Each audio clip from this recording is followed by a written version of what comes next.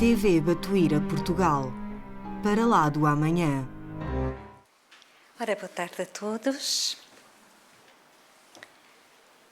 Hoje trago-vos a vida de Francisco de Assis, que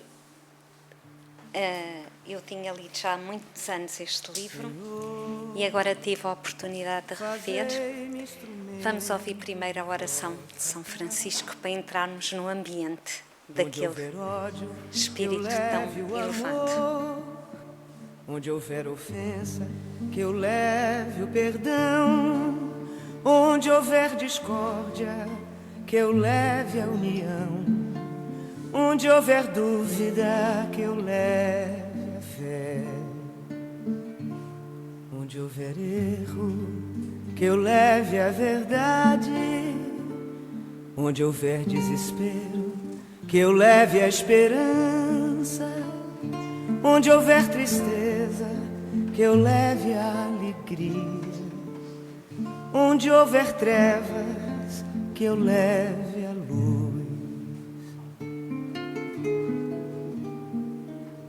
Ó Mestre, fazei que eu procure mais consolar que ser consolado, compreender que ser compreendido, amar que ser amado, pois é dando que se recebe, é perdoando que se é perdoado, e é morrendo que se vive para a vida eterna.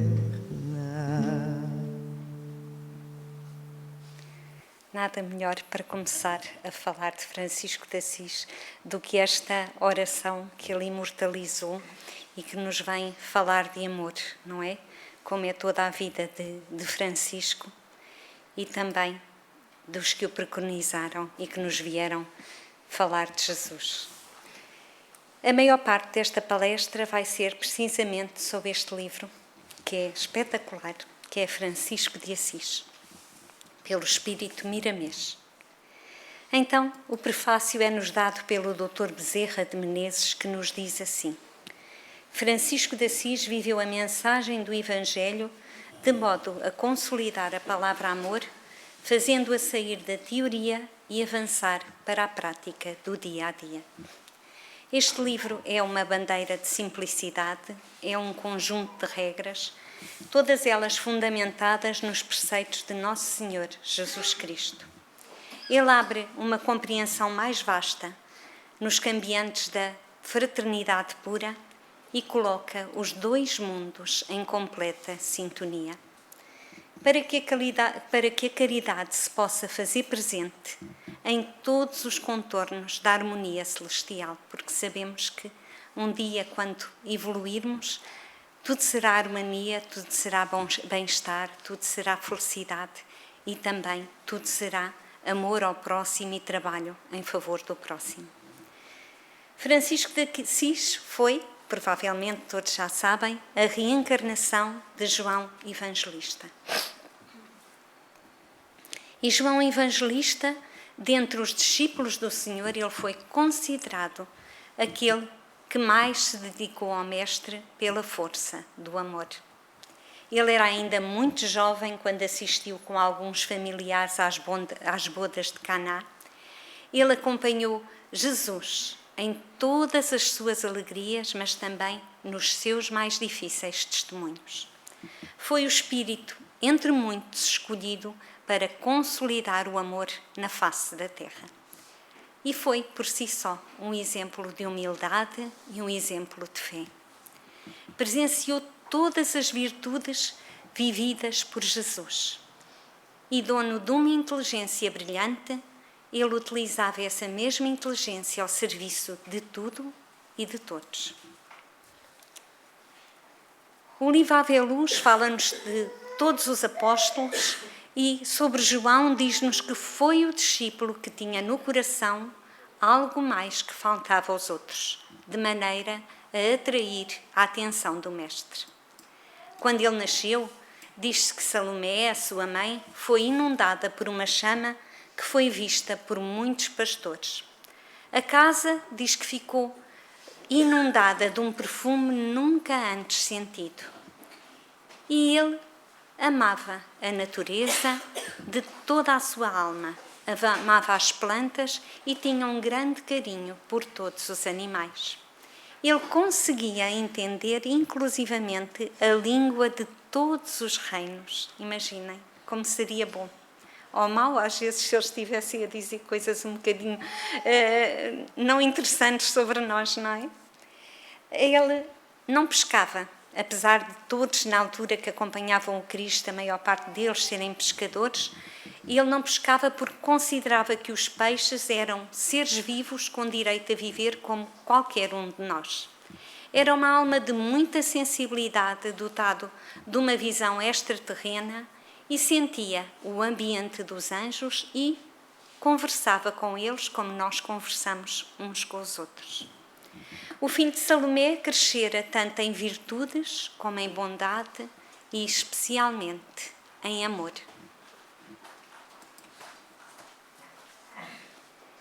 Ele era de temperamento apaixonado, profundamente generoso.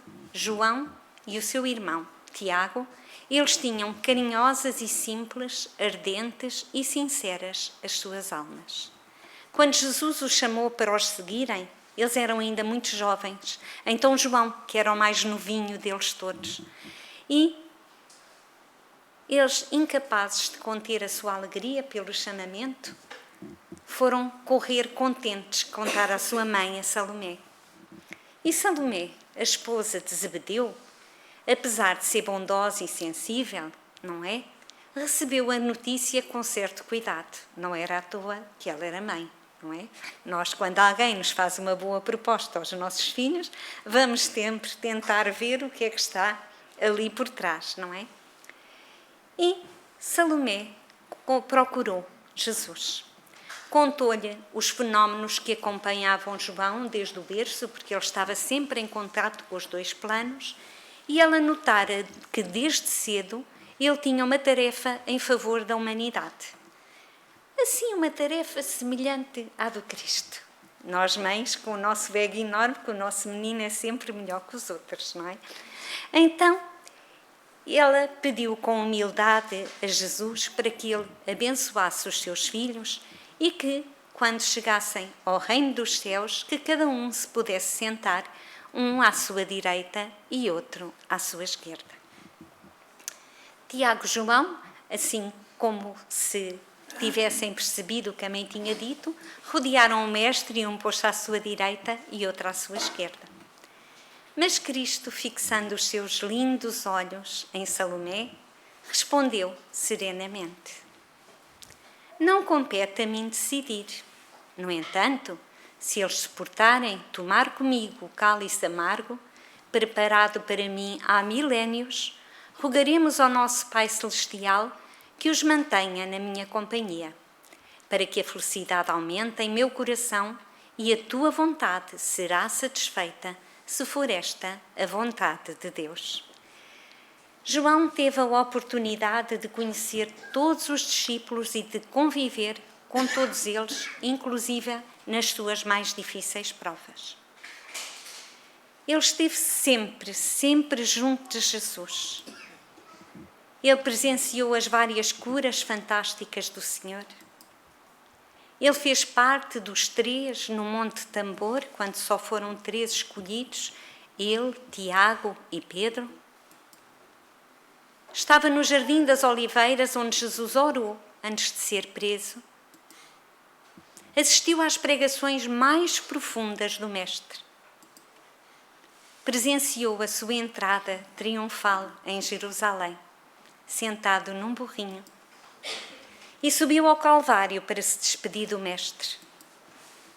E Jesus confiou-lhe o seu bem mais precioso, a sua mãe, Maria, porque na derradeira hora do seu testemunho ele disse-lhes: mulher, eis aí o teu filho, eis aí a tua mãe. E João compreendeu que o Mestre, na sua derradeira lição, ao ensinar que o amor universal era a mais sublime lição que ele poderia deixar à humanidade, que o egoísmo teria que ser combatido e que cada coração deveria florescer em bondade e em amor. E que esse amor não iria ser somente restrito ao círculo familiar, mas a todos aqueles que necessitavam. Ele percebeu que, de facto, assentar-se ao lado do Mestre dependia do amor que vivenciasse durante a sua vida terrestre. Ele também acompanhou Paulo nas suas várias viagens. Testemunhou na própria carne as dificuldades da divulgação da Boa Nova. Ele conseguiu sobreviver a todos os apóstolos, foi o que morreu de velhinho, foi o único que não foi supliciado. E sobreviveu e não esmoreceu na caminhada. Ele diz-se que era um apóstolo feliz, que João era feliz e em todas as circunstâncias mostrava essa felicidade e essa gratidão por viver e por amor a Deus. Se puderem ler este livro, nós vemos como é que é possível o testemunho de alguém que tanto sofreu, que foi martirizado, fizeram tanta coisa, e já vamos ver aqui uma pequena história que me deixou de olhos arregalados, e que conseguia todos os dias levantar-se com um sorriso no rosto, com um agradecimento a Deus e com uma canção nos lábios. João chorou, e quando Paulo, a sua maior esperança, terminou os seus dias também em Roma, ele pediu a Jesus forças, porque estava-se a sentir sozinho e achava que a empreitada era muito grande para ele, que se considerava tão pequenino. Entretanto, enquanto ora, do céu abriu-se uma luz e cai uma luz sobre a sua cabeça, e ele ouviu nitidamente uma voz que já era bem sua conhecida. Continua incorporada às forças e às virtudes, aos dons e ao amor dos que se sacrificaram em meu nome. Nenhuma criatura ficará só, porque Deus é justiça e acima da justiça Ele é amor. Depois que Maria, mãe de Jesus, foi levada para a pátria espiritual, João transformou-se definitivamente em andarilho de Cristo, porque enquanto Maria esteve com ele a viver em Éfeso, ele voltava, pregava, trabalhava, mas todas as noites regressava ao seu lar. E ele, então, partiu e divulgava a Boa Nova e amparava quem o procurasse. Alimentava uma alegria íntima como se o sol irradiasse de dentro dele. Teve milhares de seguidores que testemunharam aquilo que ele ensinou, e especialmente pelo exemplo. Ele venceu a morte em todos os seus mais duros e mais difíceis testemunhos. Certa feita, tendo caído João prisioneiro, com muito cuidado, foi levado à ilha de Patmos pelos agentes de Roma. O ancião, simples e alegre, obedeceu aos algozes como um cordeiro à voz do pastor. João no exílio aprendera uma ciência mais profunda, a interpretação da linguagem dos outros reinos. Na ilha onde estava preso, passou a ser chamado de Pai João e esclarecia tudo aquilo que os soldados lhe perguntavam. Quase todos os soldados com os quais conviveu converteram-se ao cristianismo e passaram a ouvi-lo com grande admiração e com grande respeito. O evangelista falava constantemente: eu não estou só, como se enganam os homens que comigo convivem nesta terra de Deus. Chegaram então ordens expressas de Roma, porque nesta altura os cristãos eram muito perseguidos, para que o velho cristão fosse consumido e o preparo não se fez esperar. Seria sucumbido em azeite em ebulição. João não se perturbou e respondeu resignadamente depois da leitura da sua sentença: seja feita a vontade de Deus. Se é preciso que eu pereça para que o Cristo cresça nos corações dos homens, encontrarei a paz desse ato e levarei comigo, por onde for, a alegria de ser útil. E deu as suas bênçãos aos homens que choravam copiosamente, enquanto ele permanecia sorrindo com serenidade. O filho de Salomé ajoelhou-se diante do caldeirão em ebulição e orou. E o seu corpo ferveu durante 1 semana, e quando foram buscar para o enterrar, deram com ele a sorrir e a abençoá-los sem qualquer queimadura na pele. 1 semana num caldeirão em ebulição de azeite a ferver, não é? Ao fim de 1 semana ele saiu sorridente e ainda os abençoou a todos. A notícia correu rapidamente por todo o império, chegando aos ouvidos do imperador, que o mandou libertar de imediato. Os soldados, entretanto, que já todos tinham um grande carinho e um grande amor por eles, temiam pela vida dele quando ele chegasse a Éfeso, pois sabiam que alguém poderia tentar tirar-lhe a vida, alguém mais extremista. Então sugeriram-lhe que vestisse uma farda velha de um dos soldados e que raspasse o cabelo e trocasse de nome. Sugeriram-lhe carinhosamente o nome de Francisco, o que ele aceitou e partiu para Éfeso de modo a não ser reconhecido. Ao separar-se dos soldados romanos, estes comovidos imploraram-lhe uma regra de bem viver. Ele meditou um pouco e falou comovido: meus filhos, dar-vos-ei um conselho, uma regra de viver. Amai a Deus sobre todas as coisas, de todo o coração, e ao próximo como a vós mesmos. Aí estão a lei, os profetas, a vida, o céu e o próprio Jesus.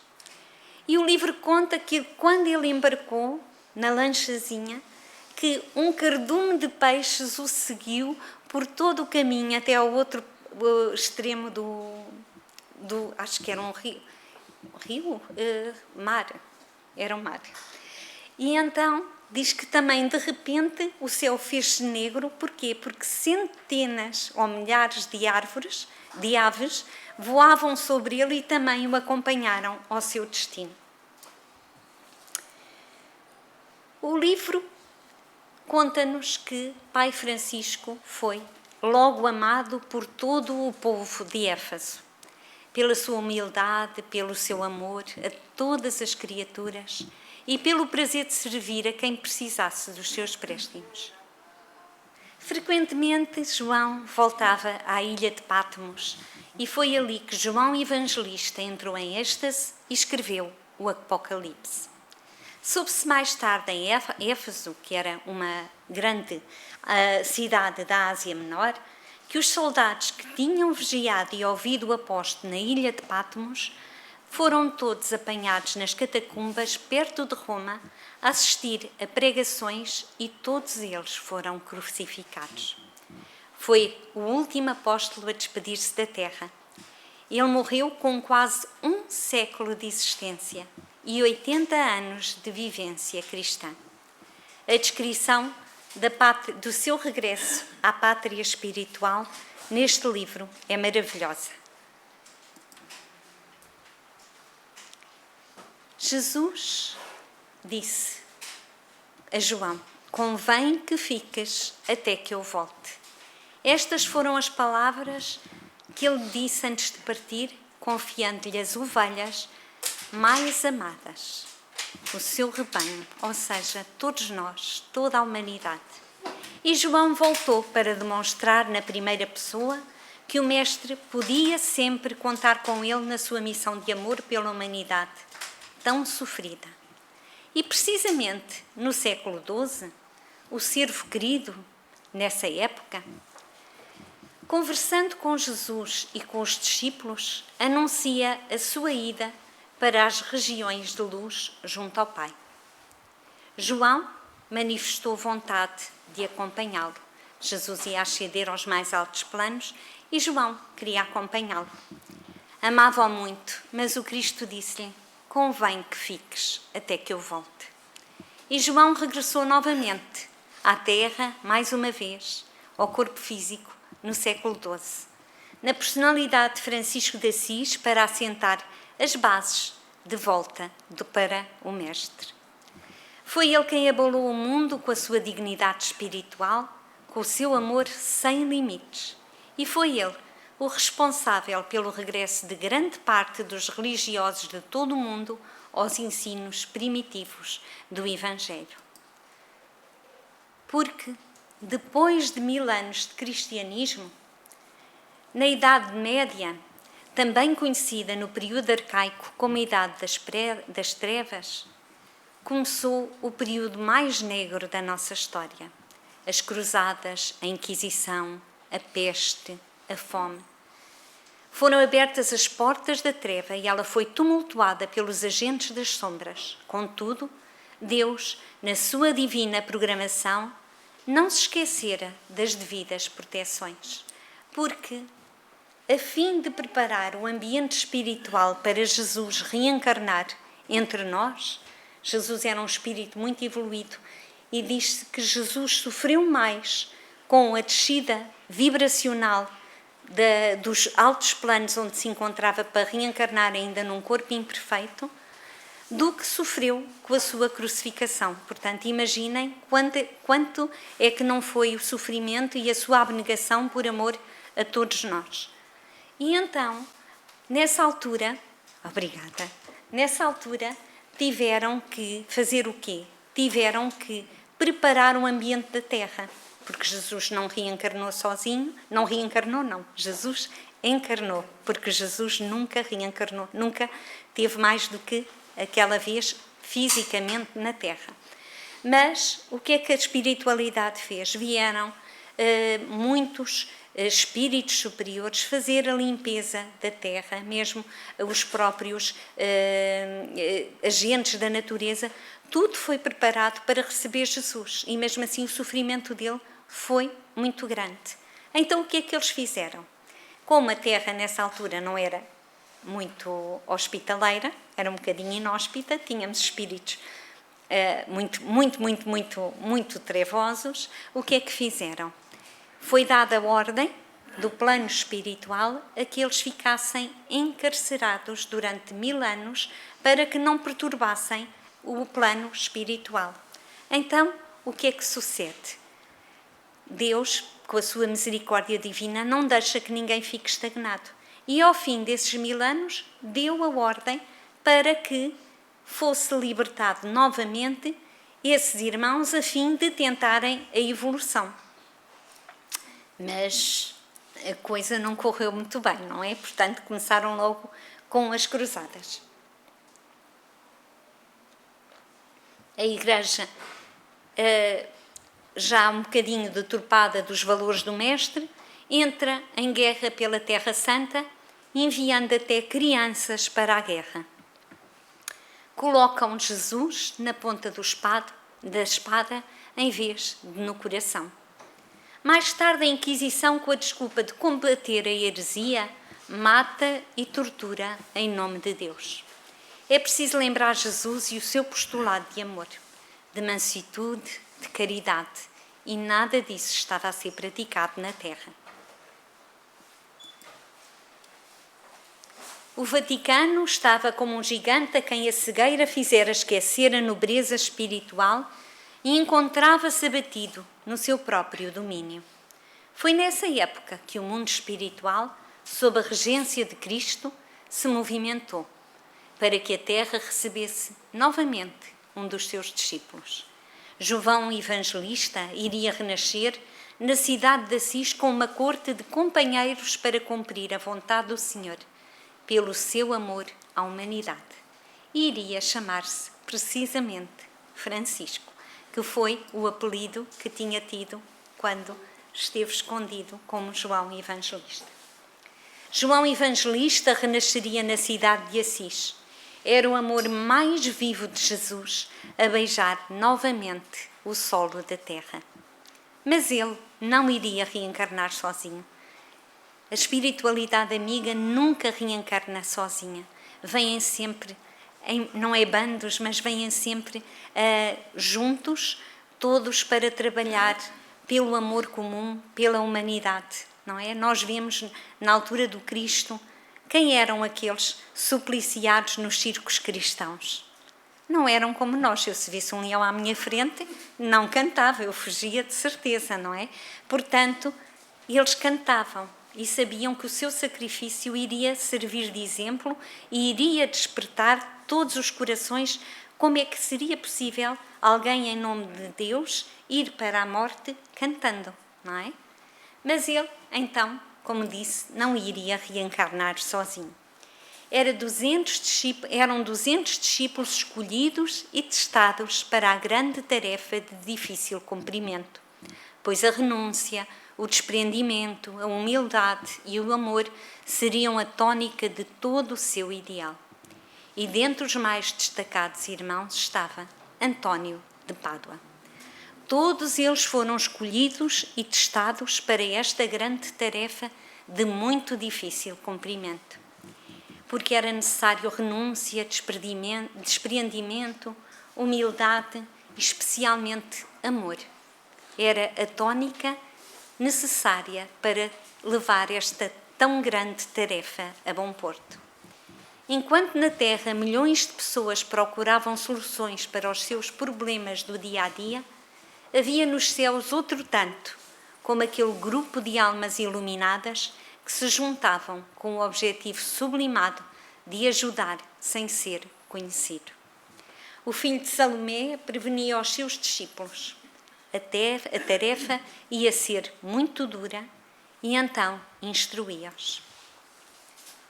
Vigiai e orai, para que não entreis em tentação, porque o espírito, na verdade, está pronto, mas a carne é fraca. Não julgueis e não sereis julgados. Não condeneis e não sereis condenados. Perdoai e sereis perdoados. Sereis odiados de todos por causa do meu nome. Aquele, porém, que perseverar até ao fim, será salvo. E as armadilhas, ele continua a dizer-lhes que as armadilhas nos seus caminhos iriam ser muitas e variadas. De manhã, eles deviam sempre procurar por Deus e por Jesus através da oração, através de um pensamento. Porque a oração deve ser o primeiro ato de cada dia. Mas não nos devemos contentar em orar. A oração deve ser transformada em trabalho para que possamos ganhar o pão de cada dia. Após várias visitas de preparação com consentimento em espírito dos pais, o rico comerciante de tecidos Pedro Bernardone, que iria ser o seu pai na vida física, e Maria Piccolini, uma mulher de muita fé, além da sábia empregada Jarla, que vamos ver durante o livro que é uma peça fundamental na vida de Francisco. João renasce em Assis, agora como Francisco. Ele, antes de reencarnar, encontrou-se espiritualmente durante o sono com os pais e pediu licença para reencarnar na família. A mãe aceitou de bom grado, era uma senhora muito amorosa, muito ciente das leis de Deus, já um espírito mais evoluído. O pai ainda muito preso à terra, um rico comerciante, ainda muito preso ao material e pouco ao espiritual. Tanto que quando ele conversa com eles, a mãe, para ele poder aceitar ser pai de Francisco, tem que lhe dar a interpretação daquilo que Francisco diz sob o ponto de vista material. Portanto, quando ele diz que ele iria vir para ajudar a humanidade e isso, e ela disse para ele vem para nos trazer prosperidade. E então o marido ficou logo, está aceite, vamos embora, ele pode vir, tem o meu consentimento. Mas ele preveniu a sua mãe, antes de falar com o pai, as consequências que podiam vir da sua presença no seio da família Bernardone. Um espírito daquele que lá te pediria com humildade ao seu futuro pai para fazer parte por algum tempo do lar que ele fundara na terra. E pedir igualmente com humildade à velha serva, à Jarla, a sua participação na sua vinda. No fundo, quem mais ganharia seriam eles, não é? Quem é que no mundo não gostaria, não faria um sacrifício para hospedar um hóspede desta estirpe? Mas uma curiosidade muito engraçada é que o pai dele tinha já encontrado Francisco, enquanto Francisco era João Evangelista. Francisco fez um grande trabalho junto dos leprosos, João Evangelista, mas na altura era já Francisco, e o que é que... e havia lá precisamente um leproso, que era Pedro, o pai de Francisco, e a quem Francisco curou. E ele ficou sempre com aquilo na ideia, vinha-lhe de vez em quando sob forma de sonho. Lembrava-se de se ver o corpo, de se sentir com o corpo em decomposição e vir Francisco. Tanto que ele, um dia, disse que se tivesse um filho varão, o seu nome iria ser Francisco. Mas a mãe tentou-lhe trocar as voltas, mas ele não quis. E nasce Francisco. Eu, Jesus, enviei o meu anjo para vos testificar estas coisas nas igrejas. Eu sou a raiz e a geração de David, a brilhante estrela da manhã. E o calendário marcava precisamente 26 de dezembro de 1182. A mãe não consegue estar em casa e, sabendo da categoria de espírito que iria reencarnar, lembra-se de Jesus e vai ter o bebê também para uma estrebaria em frente da casa, o estábulo, onde Jarla ajudou. E ele nasce, diz que, apesar de ser um estábulo, que quando ele nasceu, se encheu de luz e de perfume. A mãe, derivado aos sonhos que teve, porque ela teve o pressentimento de que era João que voltava, queria chamá-lo João. Mas o pai, também por causa de um sonho, precisamente aquele que eu vos contei, ele disse, não, isso é inegociável, porque eu prometi, aquele sonho impressionou-me tanto, que eu prometi que se um dia tivesse um filho, ele tinha que ser Francisco. Isso eu não negociei, portanto, ele ficou Francisco. E assim foi. Francisco crescera dentro de invejável tranquilidade, cercado de todos os carinhos de sua mãe, de Jarla, do cuidado do seu pai e de todos os serviçais, entre os quais, pela sua fraternidade, granjeara muitos amigos. Diz que os olhos castanhos de Francisco nunca ninguém tinha visto igual e que alegravam toda a gente. O seu pai aborrecia-se por ele ser amável com os empregados e sincero com os clientes, que era o que mais o desagradava, porque ele, quando estava à frente da venda, quando aquilo não era como o pai queria que ele dissesse, ele dizia, ou não leva, ou leve, ou eu se fosse assim levava outra coisa, e portanto ele não era capaz de mentir, não é? E muito menos de enganar o seu cliente. Então o pai ficava doido, porque ele diz que há a verdade da natureza e há a verdade dos negócios. Portanto, a verdade dos negócios era enganar os clientes para ter o máximo de lucro possível.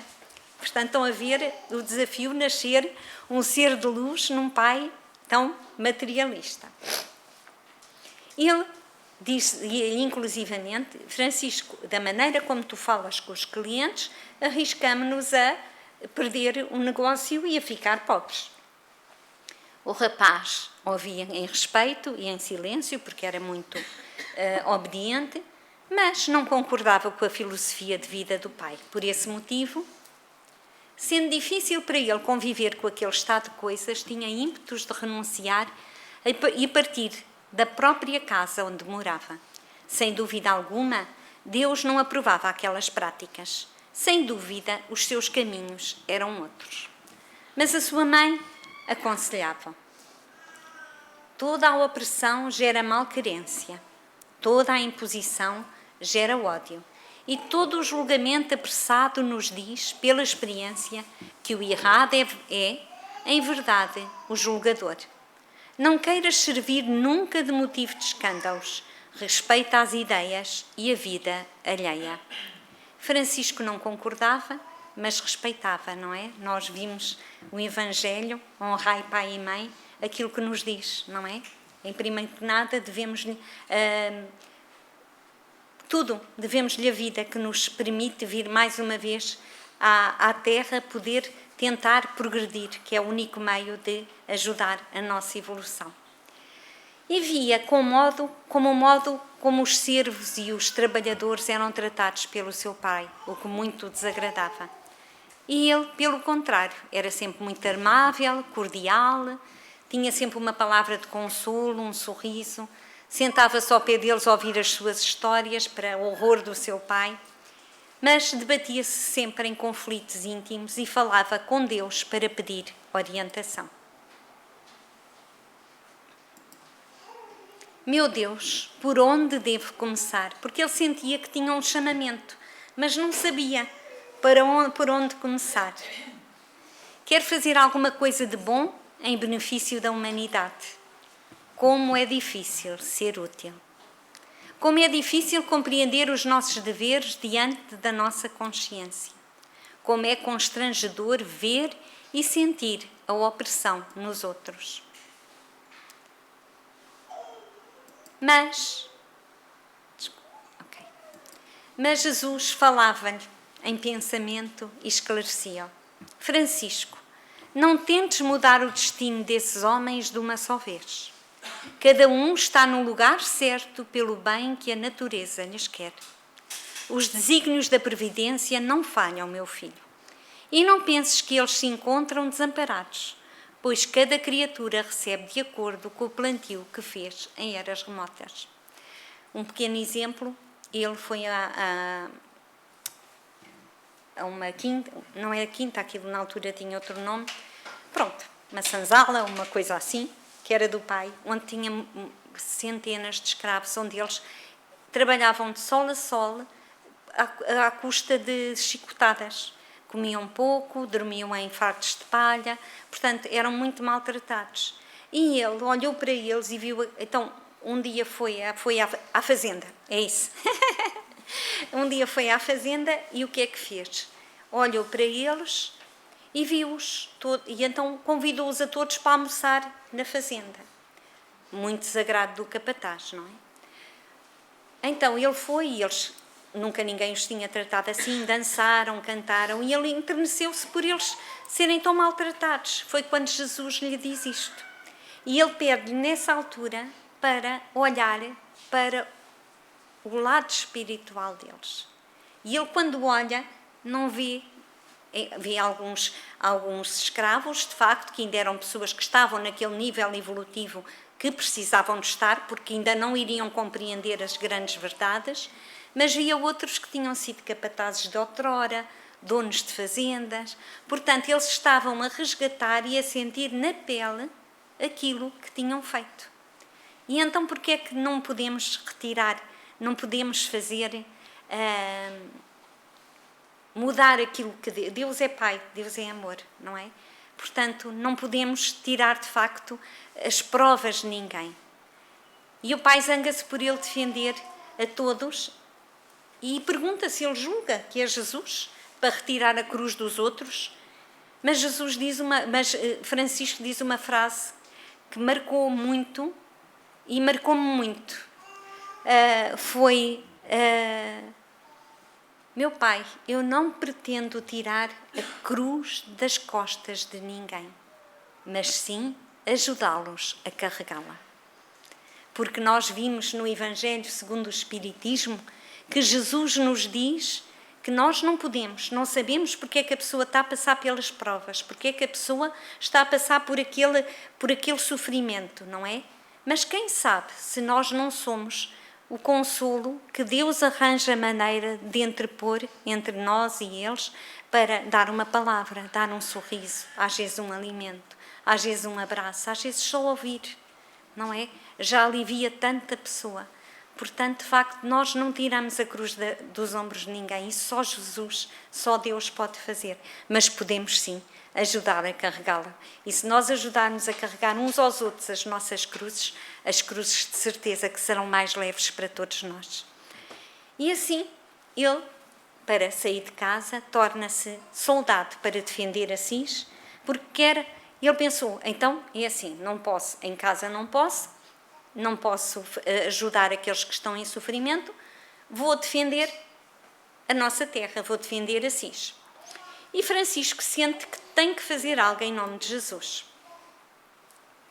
Ele tinha-se alistado em defesa de Assis,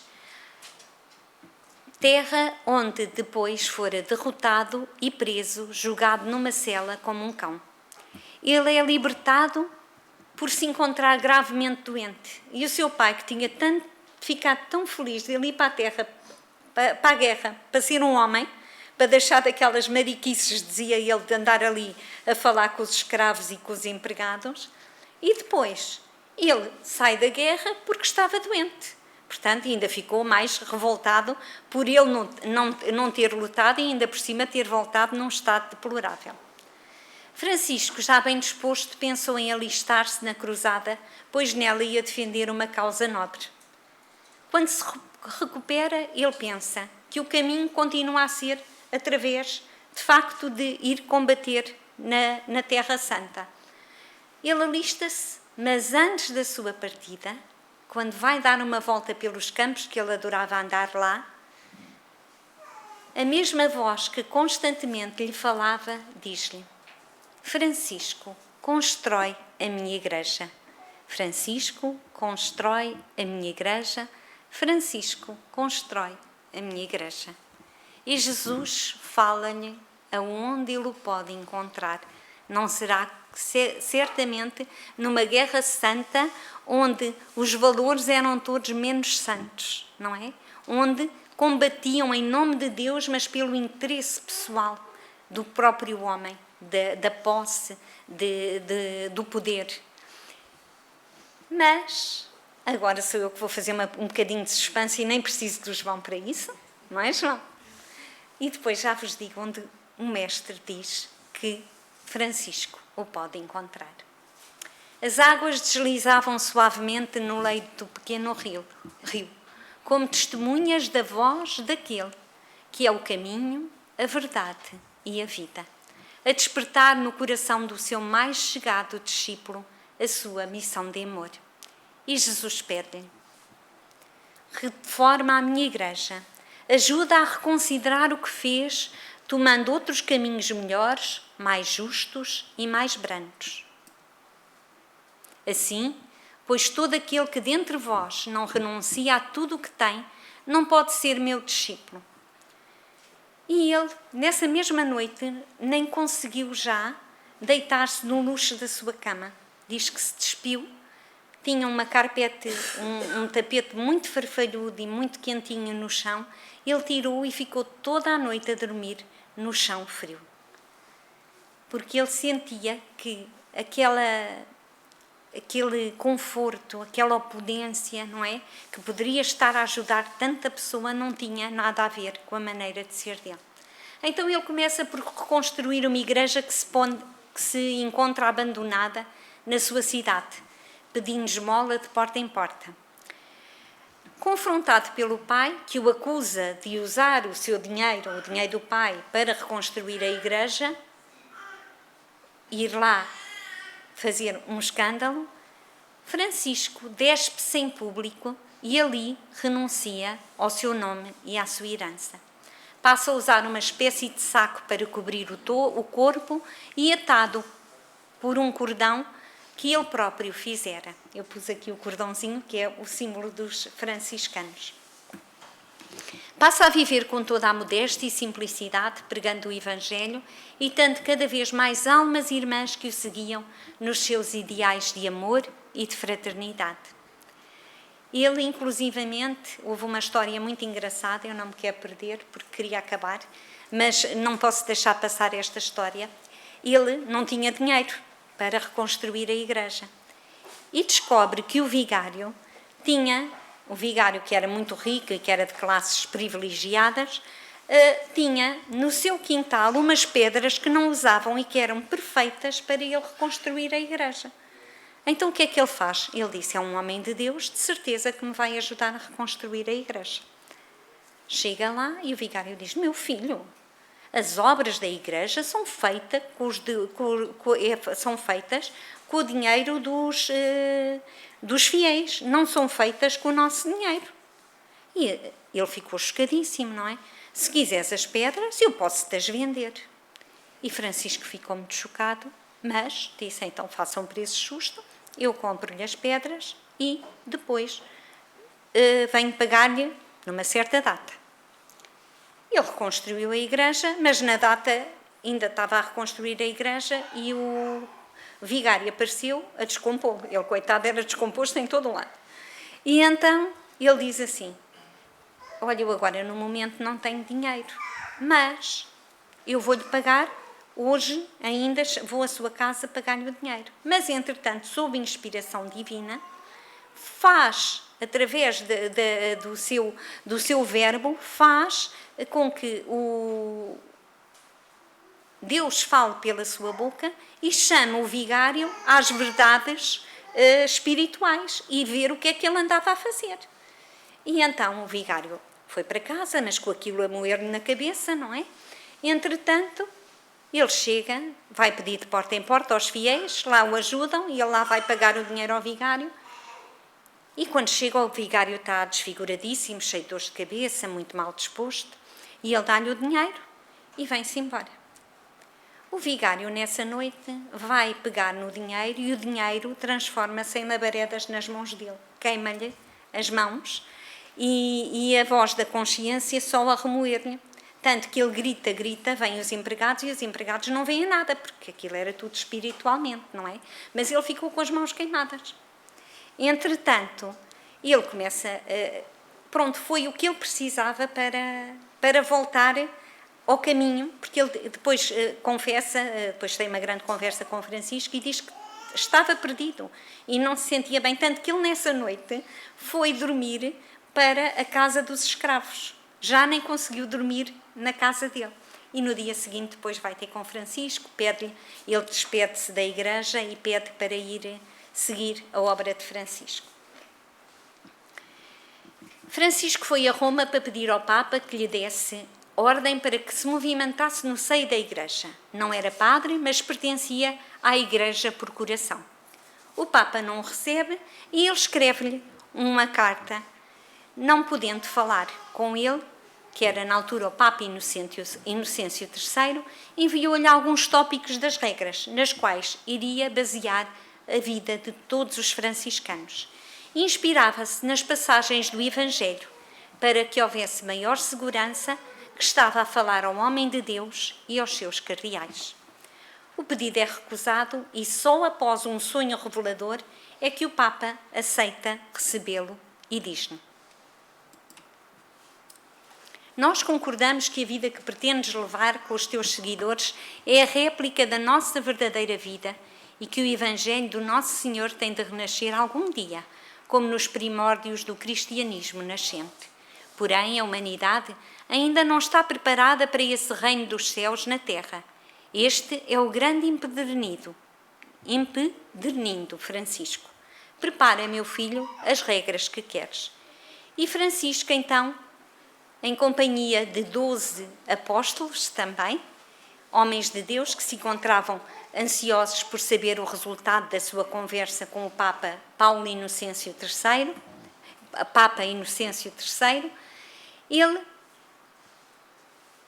todos continuaram e seguiram e fundaram a sua ordem. Mas o rosto de Francisco não se deixava nunca abater perante as dificuldades, perante os obstáculos. Ele seguia sempre, ele sabia o seu rumo, o seu fio condutor e seguia-o e conseguia atingir os seus objetivos. Porque sem a aprovação daquelas regras que ele queria levar para a massa humana, seria difícil naquela época cumprir a missão. E a comunidade assim expande-se. A notícia da ordem dos irmãos menores e das suas regras de vida corriam o mundo. E eu trago aqui as regras deles. Trazer o Evangelho de Jesus à vivência das criaturas. Desprendimento sem miséria, amor sem apego e perdão sem conivência. Fraternidade com respeito, caridade com discernimento e divisão dos bens nos lugares apropriados e sempre a trabalhar para viver do suor do rosto. Liberdade com responsabilidade, alegria nas coisas santas e energia sem violência. Era compreender e escolher o bem sem ostentação. Estas eram as regras, mas não podíamos falar de Francisco de Assis, e isto é muito pouco, mediante um maravilhoso livro que tem tanta coisa e tantos ensinamentos. Não podíamos deixar de falar de Francisco e Clara. Notava-se que as auras de Francisco e de Clara transfundiam-se numa simbiose divina, ajustando-se como um serviço de amor. Foi na igreja de São Rufino o primeiro encontro espiritual de Clara e Francisco. Estava a ser selada a aliança de Clara e Francisco para a eternidade. Depois de longas conversações, os dois despediram-se inflamados pela alegria espiritual.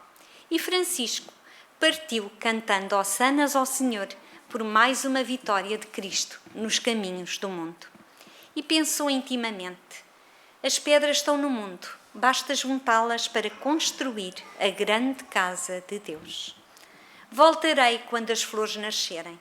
Não é à toa que em Porciúncula há flores vermelhas durante todas as estações, durante todo o ano. Ele, Francisco, já pedira a Jesus que antes de voltar à pátria espiritual, desejaria sentir as suas chagas no próprio corpo, o que para ele seria uma bênção, a croação dos seus trabalhos no caminho do mundo. O Monte Alverne foi, por assim dizer, o Calvário do Polvarelo de Assis. Foi lá que ele teve a sua maior emoção espiritual. Ele recebeu a graça que tanto desejara, as chagas do Mestre. E, quando a sua missão no corpo físico terminou, Francisco avançou para o Mestre. Vieram recebê-lo uma pleite de espíritos que aplaudiam o seu sucesso da implantação do amor na terra. Viam-se palmas batendo e delas faiscavam claridades que se entrecruzavam entre todas as direções e o Cristo no centro. Francisco, ao levantar-se para despedir-se de Assis, viu uma mulher envolvida num grande véu escuro, observando que dentro do seu tórax batia um coração de luz que irradiava ondas que se desfaziam no cadáver, porque ela estava, quando ele partiu de Assis, quando levitou, ele viu o seu funeral e Clara a velar o seu corpo. Era Clara. Não suportando a emoção, abraçou-a e chorou com ela. Afastou-se um pouco, olhou para Clara e viu nela a companheira de outras eras. Espíritos evoluídos já estavam juntos há muito tempo, não é? E o amor dos espíritos evoluídos não é o nosso amor, não é? Ainda muito físico, muito material.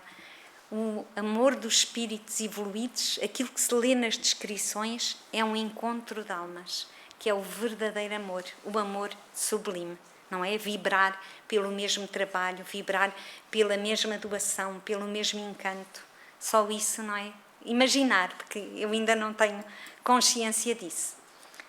Pegou nas suas mãos e beijou-as, deixando em sua epiderme pelo ósculo uma flor de luz, que recendia um perfume cuja fragrância somente se faz pelo amor.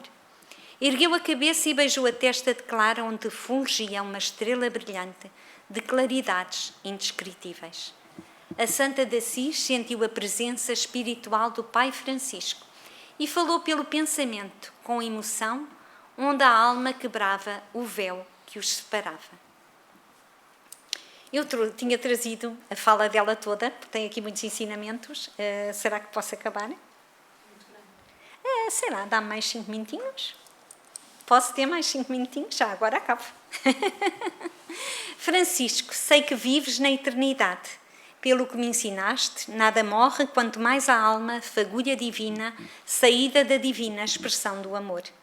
Tenho confiança em Deus e em Cristo que estás mais perto de nós do que antes. Se não aqui, agora ouvindo-nos e ajudando-nos. Como é bom ter fé. Ela sustenta-nos nos caminhos por que percorremos.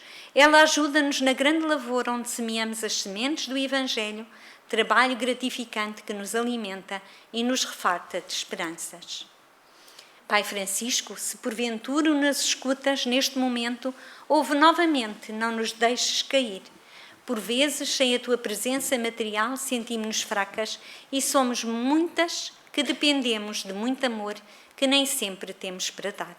Roga no reino em que te encontras a Deus por nós e a Jesus, nosso guia de sempre, que não se esqueça das filhas e filhos espirituais que aqui ficaram. Roga também por aqueles que se reúnem em torno deste corpo benfeitor que te serviu de casulo e que nos ajudou sobremaneira a granjear as virtudes de Deus. Queria ver-te antes de teres fechado os olhos na terra, mas Deus não permitiu. Hei de ver-te brevemente, com eles abertos na espiritualidade, vestido de luz, na luz de Deus. O amor que nos une sobreviverá em favor dos que sofrem, eternidade afora.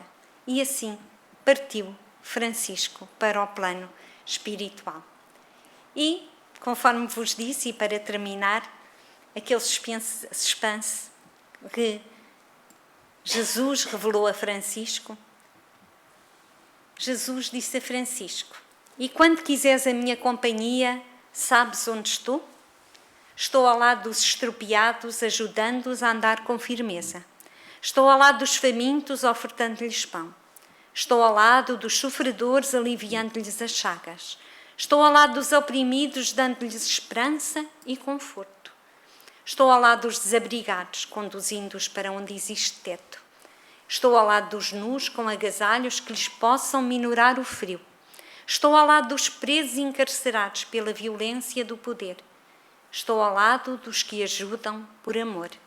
E estou, Francisco, onde quase ninguém me busca. E mediante este maravilhoso apelo de Jesus a Francisco, mas também a todos nós, relembro o modo de bem viver que esta linda alma nos revelou quando estava entre nós. Meus filhos, dar-vos-ei um conselho, uma regra de viver. Amai a Deus sobre todas as coisas, de todo o coração, e ao próximo como a vós mesmos. Aí está a lei, os profetas, a vida, o céu e o próprio Jesus. Que possamos todos encontrar a companhia de Jesus, trabalhando, amando e servindo em seu nome. Muito obrigada e muita paz nos nossos corações.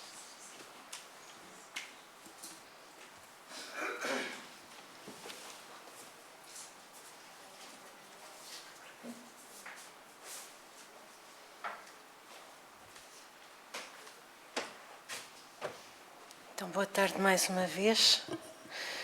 Não temos tempo, mas lembremos que não temos tempo de continuar a conversa, mas lembremos que Francisco no século XII foi um renovador da Igreja Católica. E essa era a grande mensagem dele, era vir renovar as dificuldades que a Igreja já apresentava naquele momento. Ele veio então novamente trazer a face da caridade como a única que nos salva a todos. E não temos tempo para falar mais de Francisco, que foi um expoente que ainda hoje é estudado exatamente pela mensagem inovadora que ele trouxe no século XII. Vamos passar então para a prece de encerramento e vamos, depois das bênçãos que a mensagem de Francisco nos trouxe, depois das bênçãos recebidas na sala de passe, vamos erguer o coração até aquele que é o caminho, a verdade e a vida. Vamos então dirigir-nos até ao nosso irmão maior, e pedir-lhe nesta hora e dizer-lhe nesta hora: Senhor Jesus, é com profunda gratidão, com profunda alegria que nos encontramos reunidos em vosso nome. Queremos agradecer-vos, Mestre, pela mensagem que nos deixastes e queremos agradecer-vos igualmente pelos inúmeros mensageiros que nos enviaste ao longo dos séculos para bater à porta dos nossos corações, para despertar as nossas consciências, para nos trazer de novo até à casa do Pai. É com profunda gratidão, Mestre amado, que nesta tarde de hoje vos agradecemos, não só pela encarnação, que nos permite renovar os nossos espíritos, mas pelas mensagens imorredoras do Evangelho que nos deixaste. Que a doutrina dos Espíritos e a vossa mensagem, Jesus, possam continuar a iluminar os nossos corações, possam fortalecer as nossas ações e que aprendamos, finalmente, a amar a Deus acima de todas as coisas e ao próximo como a nós mesmos. Que vejamos na natureza, como Francisco, o canto do Pai e o louvor que lhe devemos por nos acolher, por nos fortalecer e por nos permitir estar hoje neste planeta abençoado. Ficai conosco, Mestre, hoje, agora e para todo o sempre, e que assim seja, graças a Deus. TV Batuíra Portugal. Para lá do amanhã.